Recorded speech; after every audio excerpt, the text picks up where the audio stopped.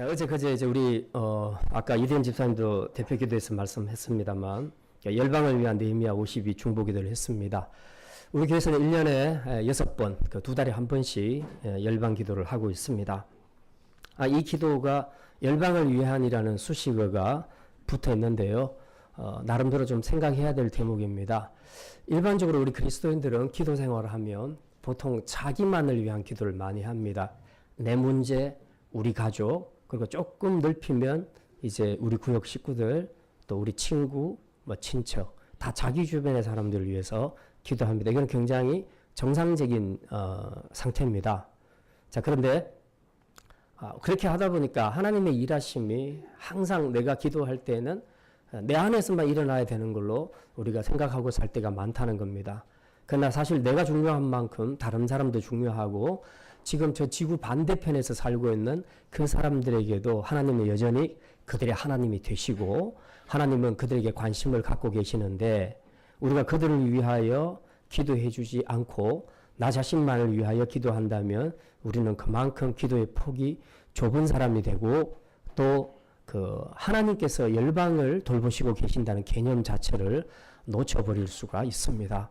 그래서 내가 아닌 다른 사람 그리고 국가 그리고 나아가서는 이 세상 모든 나라 열방 all nation 모든 나라들까지도 우리가 품고 기도할 수 있다면 정말 하나님과 똑같은 마음으로 이제 이 세상을 하나님이 어떻게 이끌어 가시는가 하는 것을 우리가 보게 되고 또 하나님의 일하심 속에서 우리가 더 스케일이 크고 그리고 더 폭넓은 기도자로 또 믿음의 사람들로 세워져 갈 수 있게 되는 것입니다. 그래서 이 느헤미야 기도를 하는 이때만큼은 그 자기 기도를 너무 하지 말고 그 모든 나라를 위해서 특별히 하나님 나라와 그의 의를 구하라는 이 말씀을 의지해서 우리가 기도하게 되면 틀림없이 나 이외의 다른 사람까지라도 하나님께서 돌보시고 또 세워가시는 그런 하나님의 일하심을 우리가 보게 될 것입니다. 자, 그런데 우리가 무관한 남의 나라 이야기 또 어제도 봤지만 많은 다른 사람들의 그 이야기를 가지고 내가 기도하려면 사실은 굉장히 생소하고 또 무덤덤합니다. 그렇잖아요. 내가 잘 모르는 사람을 위해서 기도한다는 것은 그만큼 내 정서에 와닿지가 않죠. 그래서 중보 기도하기가 사실은 어려운 겁니다. 그러면 어떻게 기도해야 될 것인가? 이제 이럴 때는 우리가 먼저 기도하기 전에 해야 할 기도가 있습니다. 그게 바로 하나님의 마음, 하나님 아버지의 마음을 나에게 부어 주십시오. 지금 내가 모르는 저 사람, 내가 모르는 저 나라가 심각한 상태에 있는데도 하나님 내 마음에 별로 느낌이 없습니다. 그런데 이 마음으로 내가 기도를 할 수 있겠습니까? 하나님, 그 나라를 보시는 당신의 마음을 나에게 부어 주십시오. 그걸 먼저 기도하는 겁니다. 그리고 기도하면 하나님 그 마음을 부어 주십니다. 그러면 우리의 기도가 훨씬 달라질 수 있게 되는 것입니다. 느헤미야 기도는 그냥 막연히 하는 기도가 아니라 이제 주제가 있는데 아까 우리 이대현 집사님이 기도에서 말씀했던 것처럼 이번에 주제는 복음에 반역하는 죄, 이 주제 하에서 우리가 열방을 위한 기도를 했습니다. 실제로 우리 주변에 또 열방 가운데 지구 반대편에 굉장히 많은 죄악들, 사단에 의해서 자행되고 있고 또 피해를 보는 그런 많은 죄악들이 있습니다. 동성애 문제부터 시작해서 성매매와 성폭행 그리고 생명의 주권에 도전하는 죄, 마약, 살인, 총기 사건 그리고 인터넷 범죄, 세속주의에 물들어가는 교회, 명목상으로 살아가는 그리스도인 이제 이런 식으로 굉장히 우리 주변에는 사단에 의해서 이끌려 다니고 사단에 의해서 자행되는 많은 죄들이 있고 그것들 때문에 생겨나는 많은 피해자들이 있다는 것을 우리가 이 기도를 하면서 기도를 하신 분들은 다 봤을 겁니다. 자, 이제 이런 것들을 보면서 우리 안에서 마음의 분노와 안타까움과 그리고 슬픔과 아픔을 함께 느껴야 되는 것입니다. 이게 느껴질 때 우리는 비로소 느헤미야 기도를, 중보 기도를 올바르게 할 수 있게 되는 것입니다. 실제로 그 안에 보면 청소년들까지라도 피해자로만 있는 것이 아니라 가해자로 나타나는 죄들이 굉장히 많습니다. 요즘 우리 청소년들, 우리 사회 청소년들 한번 보십시오. 왕따시키고 그렇게 해서 애들이 자살하고 이런 여러 가지 폭행하는 일들, 그 다음에 성적인 문란함, 이런 여러 가지를 보면요. 애들이라고 해서 다 순진하고 다 착한 것이 아니라는 거죠. 애들에게도 똑같이 이 죄가 역사하기 때문에 결국은 이 애들부터도 자기 안에서 이런 부분들을 돌아보고 반성하는 기도의 시간이 필요하다는 것입니다. 그래서 우리가 사실은 다른 지역에 사는 아이들, 그 피해자들 혹은 가해자들을 위해서 기도를 하지만 사실은 그게 곧 나의 문제일 수 있다. 우리 자녀의 문제일 수 있고 내 동생의 문제일 수 있다. 라는 생각을 가지고 기도하게 되면 열방이 먼 나라 기도가 아니고 바로 나의 기도가 될 수 있다는 거죠. 그런 의미에서 우리가 느헤미야 기도를 올려드리게 되면 이제 우리는 정말 그 본연의 원하는 그대로의 느헤미야 기도, 중보 기도자로 설 수 있게 되는 것입니다. 이렇게 본다면 중보 기도에서 가장 중요한 것이 무엇일까? 여러 가지가 있겠지만 제가 볼 때는 중보 기도자의 마음이 가장 중요하다. 마음이 가장 중요하다. 그리고 이거는 단지 중보 기도자의 마음뿐만이 아니라 그리스도인들이 가져야 될 마음이기도 합니다. 중보 기도자로서의 마음이다라고 얘기하면 나는 중보 기도 안 할 거니까 나는 저 마음 안 가져도 돼. 그렇게 생각하기 쉬운데 그게 아니고요. 그 마음이 사실 그리스도인이 가져야 될 마음이거든요. 우리는 모든 사람을 위해서 기도할 수 있고 기도해야만 합니다. 그러기 위해서 내 안에 어떤 마음들, 준비된 마음이 있어야 되는 것이죠. 그게 바로 중보 기도자의 마음이라고 했지만 사실은 그리스도인들이 마땅히 가져야 될 마음이라는 것입니다. 그래서 오늘은 이것에 대해서 좀 생각을 하려고 합니다. 그 전에 먼저 우리 이제 정기적으로 우리가 6개월마다 하고 있는, 2개월마다 하고 있는 느헤미야 52 중보 기도에 대해서 사실 잘 모르시는 분들이 좀 있을 수도 있을 것 같습니다. 그것도 좀 설명할 겸 또 우리가 느헤미야 성벽 쌓기, 오늘 주제가 이건데요. 자, 이 부분의 배경도 좀 알아야 될 것 같아서 함께 제가 말씀을 드립니다. 지난주 우리가 이제 바벨론 포로에서 돌아온 이스라엘 백성들이 무너진 그 성전을 다시 짓는 일을 했지 않습니까? 근데 방해하는 세력들 때문에 16년간이나 딜레이 됐습니다. 자, 그러다가 BC 516년에 드디어 예루살렘 성전이 완공되게 되지요. 자, 이제 그 일이 있고, 지난주 본문에 이제 이후에 73년의 세월이 흘렀습니다. 지금은, 네. BC 443년경입니다.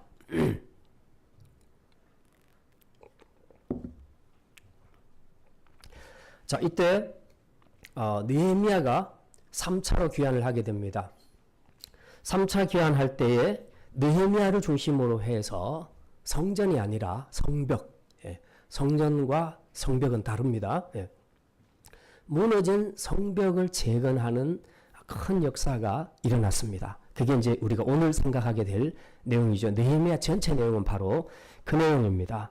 지금 이때에 많은 사람들이, 이스라엘 사람들이 힘을 합해서 다 구역들을 할당을 맞습니다. 여기서 여기까지는 누가 맞고 여기서 여기까지는 누가 맞고 그렇게 해서 다 벽돌을 쌓고 또 어떤 사람은 밤에 어떤 사람은 낮에 쉼 없이 계속 돌리면서 한 손에는 우리 옛날에 한 손에는 총을 들고 한 손에는 뭘 들고? 무슨 농기구를 들고는 아니고 자, 그 일하면서 싸우자, 싸우면서 일하자. 그 느헤미야는 완전히 그랬습니다. 그래서 언제 적이 쳐들어올지 모르니까 한 손에는 무기를 들고 또 한 손에는 기구를 들고 그렇게 해서 이제 성을 쌓았습니다. 한 사람 한 사람 정말 빠지는 사람 없이 모두가 다 힘을 다해서 얼마 만에 쌓았냐 하면 52일 만에 성벽을 쌓게 됩니다. 사실 52일 만에 쌓은 것은 굉장히 기적적입니다. 빠른 거예요. 그러니까 일시에 투입되고 쉬지 않고 가경력을, 애정을 가지고 열심히 했더니 52일 만에 성벽이 재건되었다는 겁니다. 자, 이걸 본따 가지고 우리가 기도할 때도 느헤미야 52 중보 기도라고 얘기했을 때는 기도자 한 사람 한 사람이 다 느헤미야와 같은 심정을 가지고 각자에게 주어진 몫만큼의 기도의 벽돌을 쌓는다는 겁니다. 그렇게 해서 우리가 24시간 릴레이를 했으면 이제 어떤 분은 1시부터 2시까지, 어떤 분은 2시부터 4시까지 뭐 이런 식으로 한 타임 혹은 두 타임, 또 어떤 시간대에는 몇 사람이 함께 모여서 하기도 하고 그렇게 했지요. 그래서 각 맡은 영역들을 기도의 벽돌을 쌓아 올린 겁니다. 그렇게 했더니 이제 24시간 동안 우리가 하나님 앞에 기도하게 된 거죠. 이걸 1년에 6번 하게 되면 모두 52일의 기도가 나오게 됩니다. 우리는 우리 기도만 하는데 사실 전국적으로 이 느헤미야의 기도에 참여한 교회들이 굉장히 많이 있습니다. 근데 그 사람들이 전부 합심해서 각자가 다 이렇게 기도의 벽돌을 쌓아 올리는 것이죠. 이제 이게 바로 느헤미야 52 중보 기도의 뜻이고요. 우리 교회는 사실 어떤 교회는 일주일 동안 합니다. 우리는 지금 하루만 하잖아요. 근데 일주일 계속해서 이걸 진행을 합니다. 그러면 여러분이 지금 참여하신 분들이 6배를 한다고 생각하시면 되게 힘들겠죠. 예, 사실 일상생활에도 굉장히 힘들 수가 있어요. 우리가 이제 금요일, 토요일 이용해서 하니까 좀 덜한데 막 직장에 출근해야 되고 일해야 되고 일하고 와서 피곤한데 또 해야 되고 그러면 얼마나 힘들겠습니까? 그래도 일주일을 강행하는 교회들도 있거든요. 이제 우리는 우리의 수준에 맞게 지금 제가 낮춰서 다른 사람들이 6일 동안 할 것을 우리는 1년에 6번 6회로 나누어서 그렇게 하고 있습니다. 어쨌든 중요한 것은 각자가 자기 몫의 기도의 벽돌을 쌓아 올릴 때에 성벽은 완성되었듯이 우리가 하나님 앞에 기도할 때에도 이런 기도에 우리가 자기 자리 1시간, 2시간만 지켜도 하나님의 일하심은 놀랍게 나타나는 것을 볼 수 있게 된다는 것. 바로 이것을 우리가 알고 기도하는 것이 중요하다는 것입니다. 자, 그러면 이제 아까 말씀드린 대로 이 위대한 성벽 재건의 역사가 그냥 이루어졌느냐? 그게 아니고 반드시 이런 일에는 이런 역사가 가능하도록 불을 지핀 시발자가 있습니다. 그 사람이 누구냐? 바로 느헤미야라는 사람입니다. 자, 이 사람을 통해서 드디어 이스라엘 백성들이 이제 다 앉아있고 누워있고 쉬고 있고 놀다가 전부 다 일어나서 함께 힘을 내서 무너진 예루살렘 성벽을 건축하게 되었는데요. 자, 오늘 중요한 것은 가장 키포인트는 느헤미야 한 사람입니다. 많은 이스라엘 사람들이 했지만 이들이 일할 수 있도록 사역에 불을 지핀 사람은 느헤미야였다. 그래서 이 사람이 도대체 어떤 사람이길래 이런 사역을 해낼 수 있었을까? 하나님 앞에서 그렇게 귀하게 쓰임받을 수 있었을까? 우리가 생각해 볼 건데요. 느헤미야는 성경에 나타나는 많은 영적인 지도자들 중에 제가 성경에 읽기로는 가장 균형이 잡힌 지도자입니다. 모든 지도자들은 다 장점이 있는 반면 그걸로 인한 약점들도 있었는데 느헤미야는 보면요 아주 균형이 잘 잡힌 리더입니다. 그래서 보통 그 가장 되고 싶은 리더의 롤 모델로 이야기할 때 가장 균형 잡힌 리더는 느헤미야라고 말할 정도로 거의 실수를 찾아볼 수 없는 그런 훌륭한 지도자였다 하는 것을 알 수 있는데요. 그 많은 것들을 다 우리가 생각할 수는 없고 오늘은 중보기도자로서의 느헤미야, 그것도 느헤미야의 마음이 어떠했는가, 도대체 그의 마음이 어쨌는데 이런 엄청난 사역을 일으킬 수 있었는가, 여기에 포인트를 맞추고 함께 말씀을 생각하려고 합니다. 자, 첫 번째는 느헤미야는 예루살렘에 대한 관심과 사랑이 지대한 사람이었습니다. 한번 따라합시다. 예루살렘에 대한 관심과 사랑이 지대한 사람이었습니다. 예, 느헤미야는 지금 바사에서 페르시아에서 아닥사스다 왕의 술관원으로 일하고 있습니다. 뭐 이거는 임금이 술 필요하면 술 따르라 하면 네 하고 술 따르는 그렇게 생각하시면 안 됩니다. 저도 처음에 대통령 비서실장 그렇게 말하면 대통령 따라다니면서 손수건 챙겨주는 사람인 줄 알았어요. 예, 근데 그런 것이 아니더라고요. 지금 아닥사스다 왕의 술관원으로 있었다 했을 때는 거의 대통령 비서실장쯤이라고 생각을 하시면 됩니다. 자, 이만하면 굉장히 출세한 사람이라고 볼 수 있는데요. 그만큼 명예도 있고 재물과 권력도 있고 그래서 그는 그 지위에서 평안하게 잘 살고 있었고 또 쭉 계속 잘 살 수도 있었던 사람입니다. 자, 그런데 이제 어느 날 그가 자기 조국 유다에서 온 사람들로부터 이제 아주 비통한 소식을 하나 듣게 됩니다. 자, 어떤 소식을 듣는가 하면요. 자, 2절, 3절, 2절 말씀, 우리 2절과 3절 말씀 같이 읽겠습니다. 1장 2절, 3절 같이 읽습니다. 내 형제들 가운데 하나인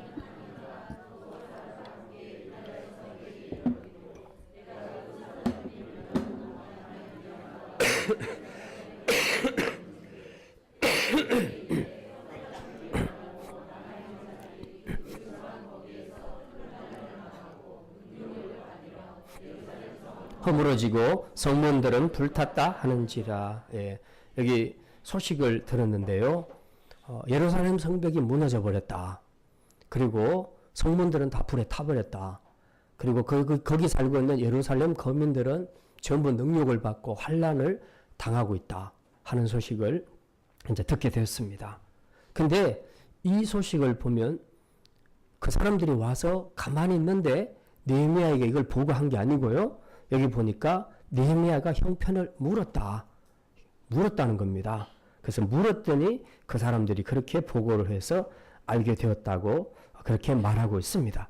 이 말은 지금 느헤미야의 관심이 온통 예루살렘에 가 있다는 것입니다.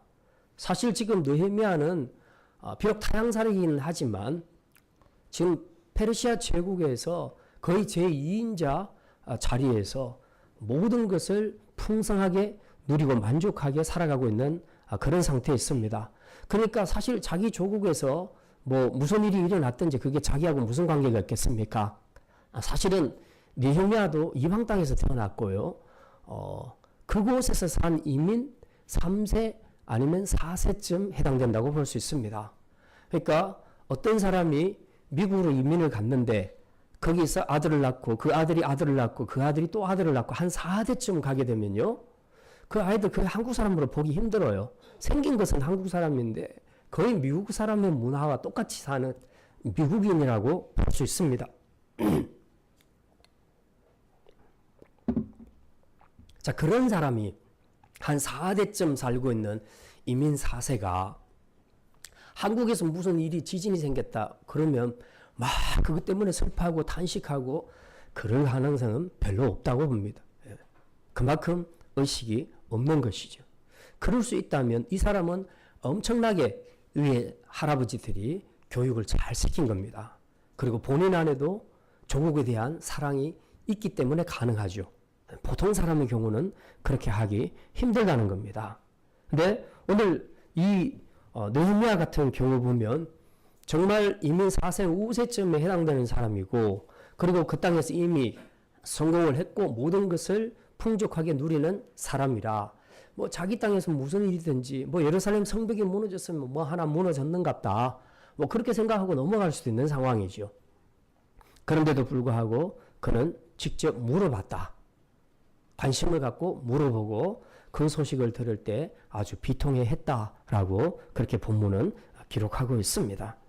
결국은 예루살렘에 관심을 가졌다는 것은 그의 마음이 철저하게 하나님 나라와 그의 의에 관심을 두고 있다. 이걸 쉽게 말하면 하나님 중심의 신앙, 하나님 제일주의 신앙, 우리가 그렇게 표현할 수도 있겠습니다. 이제 관심이라는 것은 바로 그거죠. 관심은 자기가 사랑하는 것에 관심을 가지지 사랑하지 않는 것에는 관심을 가지지 않습니다. 최우선의 관심이라는 것은 자기 삶의 가장 최우선이라는 것을 의미합니다. 그래서 느헤미야에게 있어서 늘 관심의 대상은 예루살렘이었다는 겁니다. 그러니까 예루살렘에 있는 그 하나님 그리고 자기 백성 이것이 느헤미야에게는 신앙에 있어서 가장 중요한 관심이었다. 바로 하나님 중심 신앙이 바로 이런 것을 의미한다 하는 것을 우리가 알 수 있습니다. 여러분에게 지금 최고의 관심사, 관심사항은 어떤 것들입니까? 자나깨나 늘 무의식 속에서도 늘 생각나는 것, 늘 관심이 가는 것, 그것이 무엇입니까? 어떤 사람은 그것이 돈일 수 있고, 어떤 사람은 자녀, 어떤 사람은 건강 문제, 혹은 취미 활동, 혹은 사랑, 그리고 자기 미용, 쾌락, 스포츠, 여러 가지가 있을 겁니다. 늘 우리 관심이 거기에만 가 있는 그 어떤 것. 그러나 한 가지 분명한 것은 우리의 최고 관심은 결국 우리가 어떤 사람인지를 보여준다는 것입니다. 우리 삶의 최고의 기쁨과 가치가 거기 있다는 것을 보여준다는 것입니다. 그래서 무엇에 관심이 있는가 하는 것이 곧 그 사람의 인격이라고 말할 수도 있고, 또 신앙의 세계에서는 그 사람의 신앙이라고도 말할 수 있다는 겁니다. 지금 여러분이 가장 최근까지 오랫동안 여러분이 관심을 가지고 있는 그 부분이 뭔가를 한번 생각을 해보십시오. 그것이 신앙적인 일입니까? 그것이 하나님 나라와 관계되는 일입니까? 아니면 세상적인 것이고 욕망에 따른 것입니까? 오늘 느헤미야를 보시면 그는 늘 자나깨나 예루살렘 생각, 하나님 나라와 그의 백성들의 생각으로 가득했습니다. 그러니 이 사람을 하나님의 사람이라 평가하는 것은 너무나 당연하지 않겠습니까? 만약 하나님이 기도 중보자로 누군가를 세우신다면 이런 사람들을 세우지 않겠습니까? 오늘 이 시간 느헤미야를 보면서 우리가 어떤 사람인지 한번 돌아보기를 원합니다. 나의 지금의 주된 관심사는 영적인 것인가, 육적인 것인가? 나는 하나님 나라와 그의 의를 구하는 자인가, 아니면 육신의 것, 세상 것만 구하는 자인가? 느헤미야는 비록 한 번도 예루살렘에 가본 적도 없었고, 외국에서 태어나 외국 생활 그것도 아주 풍족하고 보장된 그런 귀족의 삶을 누리고 있었지만, 그의 관심과 마음만큼은 언제나 조상들의 고향인 예루살렘, 곧 영적으로 하나님 나라와 그의 백성들에 있었다는 것을 알 수 있습니다. 오늘 우리는 혹이라도 세상 풍족한 삶에 도취되고 그것을 추구하느라 영적인 예루살렘을 잊어버리고 살아가고 있지는 않습니까? 하나님 나라에는 관심도 없이 심지어 기도할 때까지라도 언제나 내 육신의 것, 내 욕망의 것만을 우리가 하나님께 구하고 살아가고 있지는 않습니까? 이제 우리의 관심을 하나님 나라와 그의 의에 돌려야 할 때입니다. 우리가 어저께 그저께 기도한 느헤미야 52 중보 기도를 통해서도 보았지만 열방은 지금 복음에 반역하는 온갖 죄들로 무너져 가고 있습니다. 이 일에 우리가 관심조차 가지지 않는다면 누가 이 열방을 위해, 누가 무너져가는 우리 다음 세대를 위해 기도할 수 있겠습니까? 이제 세상을 향하던 우리의 관심을 하나님 나라로 돌려서 무너져가는 가정, 무너져가는 사회, 무너져가는 열방을 우리의 기도로 세울 수 있는 중보 기도자로 살아갈 수 있기를 주님의 이름으로 축원합니다. 두 번째입니다. 느헤미야는 예루살렘의 비보에 슬퍼하며 금식했습니다. 한번 따라합시다. 예루살렘의 비보에 슬퍼했습니다.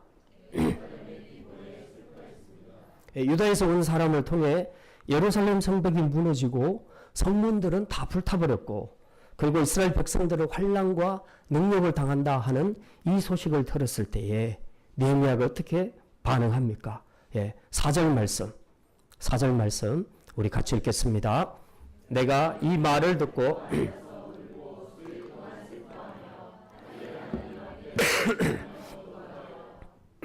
예루살렘의 비보를 들은 느헤미야가 뭘 했다고 합니까? 수일 동안 슬퍼하며 금식했다. 여기서 수일이라 하니까 한 3, 4일 정도 했겠구나 그렇게 짐작할 수 있는데 원어를 보면 그보다도 훨씬 긴 기간을 이야기합니다. 이처럼 오랫동안 슬퍼하며 금식했다는 것은 무엇을 의미합니까? 느헤미야의 마음에 예루살렘에 대한 애정이 그만큼 있었다는 얘기죠. 자, 이번에도 우리가 홍수 때문에 강원도에서 무슨 산이 막 무너지고 그렇게 해서 지나가던 차가 이제 전복되고 또 몇 사람은 죽고 그런 일들이 생겼습니다. 자, 이런 소식을 들을 때 참 안 됐다. 우리가 이제 그런 생각은 하지만 그것 때문에 막 금식하고 슬퍼하고 가슴을 치면서 혹시 울었던 분들이 있습니까? 제가 알기로 그런 분들은 누가 한 분 있었어요? 네. 근데 그렇게 하기는 쉽지 않지요. 근데 예루살렘의 비보를 들은 느헤미야는 너무 가슴이 아파서 여기 보니까 수일 동안 울고 또 울고 그러면서 하나님 앞에 금식했다. 그렇게 기록을 하고 있습니다. 구체적으로 지금 무너져 내려앉는 예루살렘 성벽을 상상하는 겁니다. 그리고 불에 타버린 문들, 성문들을 상상합니다. 자기 백성들이 받고 있는 능력과 환난을 지금 상상을 합니다. 상상을 했더니 그것이 자기가 무너지는 것과 똑같은 느낌을 가졌다는 거죠. 그러니까 울 수 있었다는 겁니다. 여기 바로 이것이 중요한 것입니다. 그만큼 성전과 하나님의 백성을 사랑했다는 겁니다. 사랑하는 자는 사랑하는 이가 고통받을 때 함께 아파하고 함께 웁니다. 왜냐하면 그의 아픔을 자기 아픔으로 느끼기 때문에 그렇습니다. 그리고 이것이 바로 하나님의 사람의 모습입니다.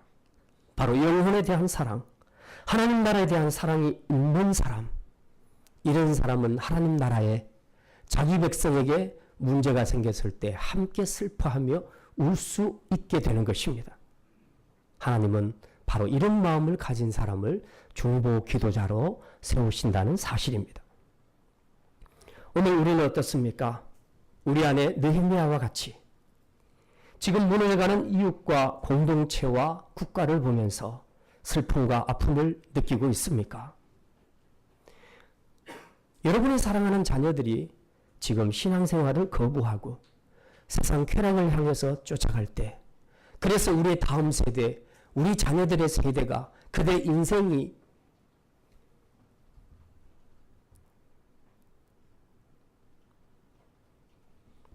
무너지고 있는데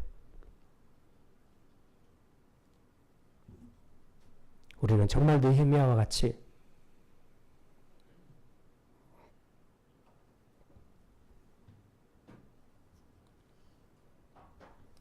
탄식하며 울며 금식하고 있는가 하는 것입니다. 먹고 사는 문제로 믿음의 자리를 떠나는 우리의 지체들을 보면서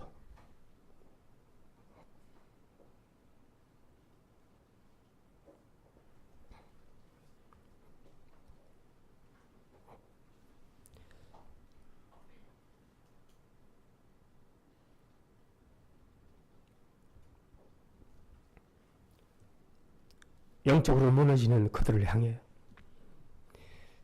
정말 느헤미야와 같은 심정으로 우리가 울며 금식하고 있는가 하는 것입니다.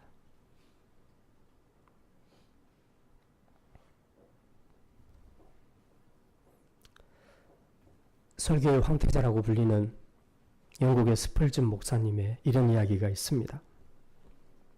이분은 제가 설교를 봤는데 보통 사람들의 설교하고 달라요. 아주 깊이가 있는 그런 설교를 하시는 분입니다. 그리고 십자가로 항상 결론이 납니다. 그리고 이 십자가가 구체적으로 우리 정서와 우리 삶에 어떤 영향을 주는가 하는 것들을 아주 깊이 있게 그렇게 그려내는 설교를 하시는 훌륭한 목사님이십니다. 자, 그런데 이분이 어느 날 자기 집안 서재에서 엉엉 울고 있더라는 거죠. 그래서 그 아내가 깜짝 놀랐습니다. 여보, 무슨 일이 있었어요? 그러자 스펄전 목사님이 그렇게 말합니다. 여보, 내가 설교를 준비하는데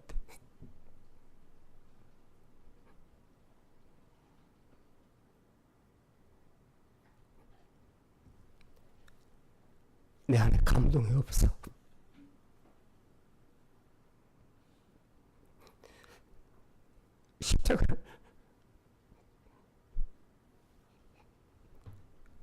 십자가를 전해야 되는데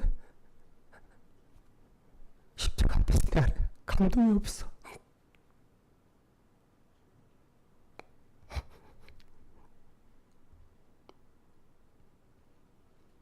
내가 십자가 앞에서 감동이 없는데 내가 어떻게 설교를 할 수 있겠어?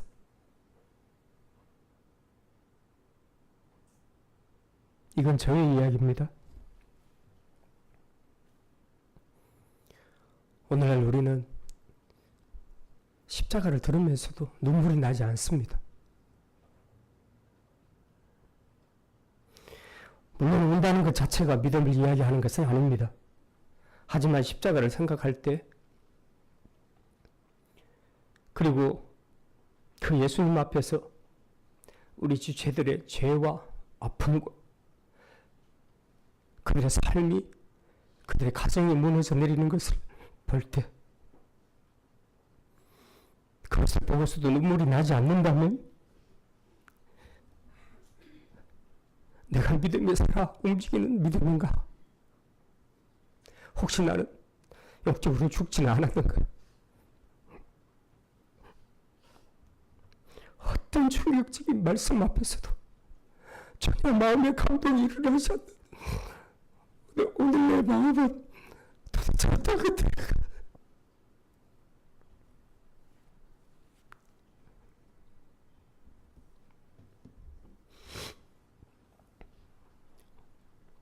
오늘 여러분과 제 안에 죄에 대하여 십자가에 대하여 혹은 사단에 의해 무너져가는 여러분의 사랑하는 자녀들과 사랑하는 사람들과 그들의 가정을 보면서 그리고 이 사회를 보면서 아직 내 안에 눈물과 탄식과 금식이 없다면 우리가 다시 한번 생각해 보시길 바랍니다. 내가 계속 이렇게 신앙생활을 해도 좋겠는지, 내가 내 자녀를 위해 내 가족을 위해 눈물로 기도하지 못하는데 누가 나를 대신하여 내 자녀와 내 가족을 위해서 기도해 줄 수 있겠는가? 참 안타까운 것은 내 기도는 전부 남한테 다 맡기고 자신은 너무 편하게 잘 누리고 살고 있다는 것입니다. 오늘 우리는 우리의 안타까운 상황을 두고 슬퍼할 수 있어야 합니다. 느헤미야는 조국의 불행을 자기의 불행으로 느끼고 백성의 아픔을 자신의 아픔으로 느끼고 울며 금식하며 기도했는데 우리는 과연 어떻게 하고 있습니까? 이제 우리에게 먼저 필요한 것은 눈물입니다.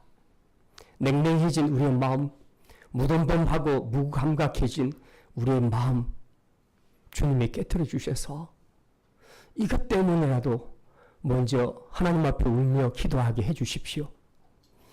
다른 누군가를 위해서 기도하기 전에 먼저 나의 이 무딘 마음을 위해서 하나님 이게 깨트려질 수 있도록 내 눈에서 눈물이 좀 날 수 있도록 십자가 앞에 서면 십자가를 들으면 내 눈에서 반응할 수 있는 눈물이 나올 수 있도록 우리가 그것을 위해서 먼저 하나님 앞에 기도해야 할 것입니다. 이제 마지막으로 느헤미야는 슬픔을 기도로 행동으로 연결시킨 사람이었습니다. 한번 따라합시다. 슬픔을 기도로 행동으로 연결시킨 사람이었습니다.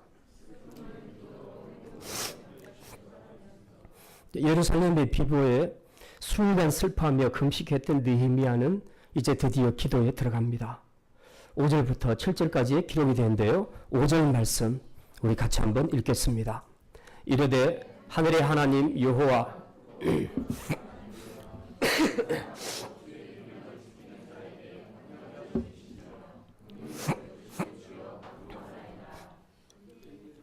느헤미야는 슬퍼하고 금식만 한 것이 아니라 마지막에는 기도의 자리까지 나아갔습니다. 우리가 슬픈 일 앞에서는 누구나 슬퍼할 수 있습니다. 또 심하면 금식을 할 수도 있습니다. 그러나 계속 금식하고 슬퍼한다고만 해서 문제가 해결되지는 않습니다. 문제 해결에는 반드시 기도가 필요한 줄 믿으시기를 바랍니다. 그래서 슬픔 뒤에는 기도로 연결되어야 하는 것입니다. 그래서 느헤미야는 무너져 내린 예루살렘 성벽과 백성의 상황 앞에서 이제 슬퍼하지만 않고 그 슬픔을 기도로 연결시켰던 것입니다. 2000년 교회사를 보게 되면 하나님 나라의 위대한 역사를 일으킨 위대한 신앙의 인물들은 한결같이 기도하는 사람들이었습니다. 무엇이 그들의 힘들고 슬픈 삶을 기쁨과 희망의 삶으로 바꾸어 놓았습니까?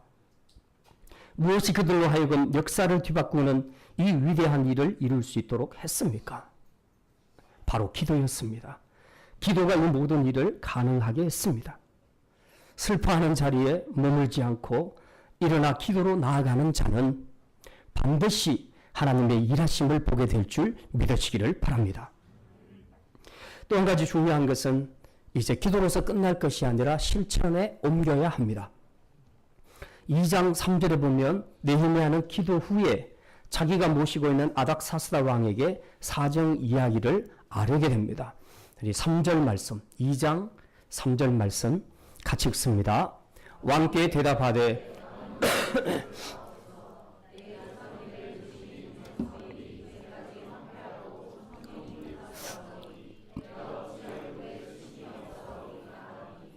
느헤미야는 기도만 하지 않았습니다.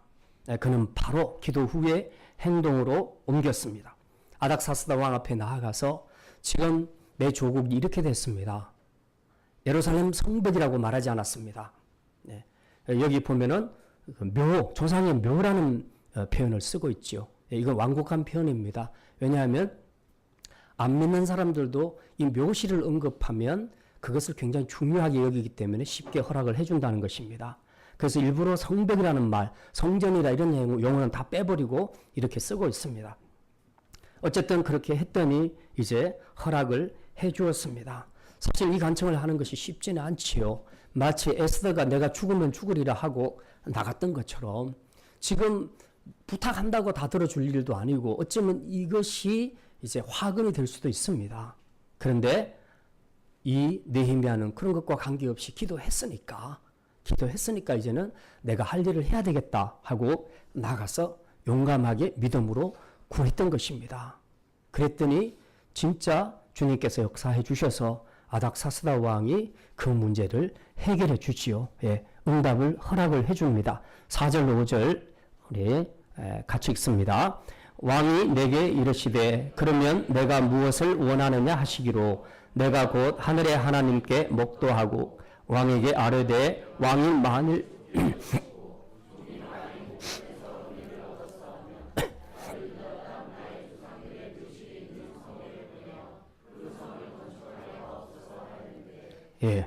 자, 우리가 기도한 후에 반드시 실천에 옮겨야 하는 것은 하나님의 일하심을 믿기 때문에 그렇습니다.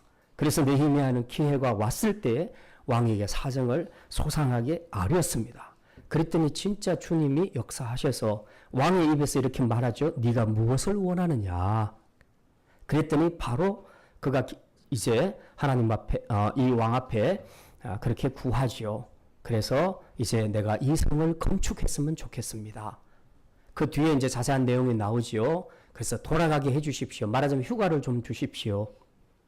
그렇게 해서 이제 허락을 받아내고 재정적인 후원까지도 다 약속을 받게 됩니다.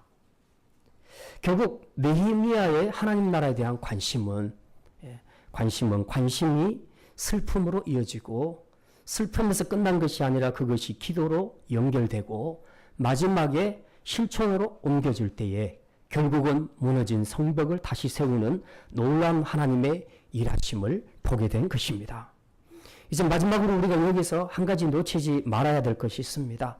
흔히 상황이 어려워질 때 가장 쉽게 반응하는 것은 남의 탓하고 원망하고 불평하는 것입니다. 근데 이런 것들은 별로 도움이 되지 않습니다. 오히려 상황이 힘들어질 때는 내가 어떻게 이 문제에 도움이 될 수 있겠는가? 이 문제 회복을 위해서 내가 할 일이 무엇인가? 이런 것들을 오히려 생각하는 것이 더 도움이 되겠죠. 자, 오늘 느헤미야는 모든 재난 앞에서 마치 자신의 문제인 것처럼 아파하고 대신 회개하는 기도를 올립니다. 우리 6절 말씀 느헤미야의 마음이 어떤지 한번 보겠습니다. 6절 같이 읽습니다. 이제 종 1장 6절입니다. 1장 6절 같이 읽습니다. 이제 종이 주의 종들인 이스라엘 자손을 위하여 주야로 기도하오며 우리 이스라엘 자손이 주께 범죄한 자들을 제법하오니 주는 귀를 기울이시며 눈을 여시사 종의 기도를 들으시옵소서. 나와 내 아버지의 집이 범죄하였나이다. 예, 여기 보니까 지금 먼저 죄를 회개하는 기도를 올리고 있죠. 근데 지금 이 죄가 느헤미야가 지은 죄입니까? 아니잖아요. 느헤미야는 비록 이방 땅에 살았지만 하나님 말씀대로 잘 살았던 믿음의 사람이었습니다. 그럼에도 불구하고 지금 이런 어려운 일이 닥쳤을 때에 회개할 사람이 없어. 회개할 사람이 없어. 그래서 자기가 대신 그것을 안고 회개의 기도를 올리는 겁니다. 이게 중보 기도자의 자세입니다. 나 때문이 아니라 지금 다른 사람 때문에 그렇게 됐을지라도 그 문제를 나의 문제로 가지고 와서 내가 회개를 하는 겁니다. 대신 아파하고 대신 회개하는 겁니다. 그래서 이 민족의 죄를 용서해 달라고. 지금 내가 자복하오니 하나님 이 민족의 죄를 용서해 주십시오. 이 민족들이 크게 악을 행해서 주의 종 모세에게 명령하신 계명과 율례와 규례를 지키지 않았습니다. 이렇게 하나님 앞에 기도하는 것이죠. 저 웬만해서는 그렇게 말하기 힘듭니다. 나는 믿음으로 잘 살았고 그리고 저 공동체는 믿음으로 못 살아서 불행한 일을 겪을 때 내 입에서 쉽게 가장 나올 수 있는 쉬운 말이 뭡니까? 나 그럴 줄 알았어. 근데 이런 오류를 우리도 굉장히 많이 범하지요. 그 봐라. 그렇게 살더니 그렇게 되는 거 아니냐? 이제 그런 말들, 그런 생각들이 우리를 지배하게 됩니다. 아니면 뭐 하나님 저 사람들은 어차피 불순종하다 저렇게 됐으니 그건 난 모르겠습니다. 그냥 나만이라도 믿음으로 살겠습니다. 오히려 이렇게 가기가 쉬운 거죠. 그런데 느헤미야는 그렇게 하지 않고 오히려 민족의 죄를 자기의 죄로 가지고 오고 민족의 모든 고난을 자기 고난으로 가지고 와서 하나님 앞에 대신하여 다 내어놓고 기도하는 겁니다. 회개했던 것입니다.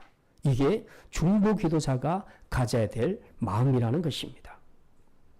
우리가 주어진 잘못된 상황에서 틀렸다고 느끼는 것, 문제가 있어 라고 말하는 것은 누구나 할 수 있는 일입니다. 이제 우리가 흔히 정치계에도 보면 야당이 여당되고 여당이 야당되는 경우들이 있습니다. 지금 우리나라는 계속 신면주기로 바뀌고 있는데요. 대개 보면 가장 날카롭게 지적하고 비판하는 쪽이 누구냐 하면 야당 쪽입니다. 그 야당은 언제나 잘못한 것이 눈에 잘 들어오고 그리고 아주 힘있게 말합니다. 근데 본인들이 여당이 되면 그런 말이 쑥 들어가죠. 이제 입장이 바뀌어서 또 야당된 사람들이 큰 소리를 치지요. 왜 그렇습니까? 자기들이 국정의 주체가 아니기 때문에 그렇습니다. 그러니까 잘못한 것을 지적하는 것은 엄청 뛰어납니다. 근데 사실 자기가 주체가 돼서 한번 이끌어보면 그 결코 쉽지 않다는 것을 우리가 깨닫게 되죠. 그래서 늘 잘못했다는 지적과 비판하는 것, 이게 정치계에서만 아니라 이게 종교계에서도 마찬가지입니다. 어떤 사람은 교회 안에서 그렇게 말합니다. 우리 교회는 영성이 떨어져요. 우리 교회는 기도가 없어요. 우리 교회는 예배 감격이 없어요. 뭐 이제 혹시 그런 사람이 있다고 합시다. 그러면 어떻게 해야 되겠습니까? 이 문제를. 그냥 기도가 없는 교회, 영성이 떨어지는 교회, 그럼 옮기면 되겠네. 사람들 앞에서 나눌 때 이렇게 얘기를 하면 사람들의 느낌은 뭡니까? 그러면 이 교회는 희망이 없네? 떠나야 되겠네라는 그 생각밖에 더 들겠습니까? 이것이 정말 주님이 원하시는 태도라는 겁니까? 그건 아니죠. 오늘 우리에게 필요한 것은 비판이 아닙니다. 느헤미야처럼 이 교회의 연약함, 지체들의 연약함을 나의 연약함으로 내가 안고 기도하는 겁니다. 그걸 위해서 기도할 때에 나는 이제 정말 이 공동체의 보완자가 될 수 있고 어쩌면 대안자가 될 수도 있는 겁니다. 혹시 기도가 약하다고 느끼신다면 비판하지 마시고 비판을 나누면서 다른 사람들의 힘을 잃어버리게 하고 공동체를 무너지게 하지 마시고 여러분이 기도의 자리에 나오십시오. 그리고 기도의 본을 보이십시오. 그리고 기도하면 주님이 일하신다는 것을 보여주십시오. 그렇게 하시면 틀림없이 본을 받아 많은 사람들이 기도하게 될 줄 믿습니다. 오늘 우리에게 필요한 것은 비판이 아닙니다. 느헤미야와 같은 마음, 공동체 책임을 가지고 내가 책임이 있다고, 저 사람이 잘못했지만 저것은 내 잘못이라고 그렇게 고백할 수 있는 느헤미야와 같은 그런 마음이 우리에게 필요하다는 것입니다. 오늘 바로 이런 마음이 느헤미야에게 있었기 때문에 하나님께서는 느헤미야를 들어서 이제 이 성벽을 쌓도록 일하신 줄 우리가 믿습니다. 이제 말씀을 마칩니다. 우리가 행사로 치른 느헤미야 52중보기도 행사가 아닙니다. 이것은 삶으로 느헤미야와 같은 삶을 살자는 의미입니다. 먼저 마음에 하나님 나라와 그의 의에 관심을 두는 느헤미야와 같은 사람이 되기를 원합니다. 그리고 그것 때문에 오늘도 우리 자녀들과 가정과 이 사회와 열방이 죄 때문에 무너져 가는 것을 보면서 느헤미야처럼 가슴치며 탄식하는 눈물의 성도들이 되시기를 바랍니다. 그리고 이제 슬픔에만 그칠 것이 아니라 기도의 자리까지 나아가서 기도하심으로 하나님의 일하심과 회복해 하심을 눈으로 볼 수 있는 성도들이 되시기를 바랍니다.